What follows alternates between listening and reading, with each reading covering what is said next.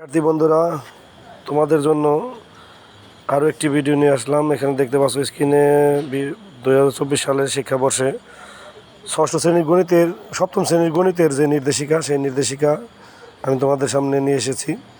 তোমরা দেখতে পাচ্ছ এখানে, তোমরা একটু আসলে ভিডিওটাকে পজ করে জুম করে নিলেই তোমরা বুঝতে পারবে। পাশে সুন্দর করে একেবারে পেজ নাম্বারগুলো দেওয়া আছে, যেই কাজগুলো তোমাদের করতে হবে। আসলে এটাই তোমাদের বলতে পারো সিলেবাস, বা এটাই বলতে পারো যে এখান থেকে তোমাদের প্রশ্ন হবে।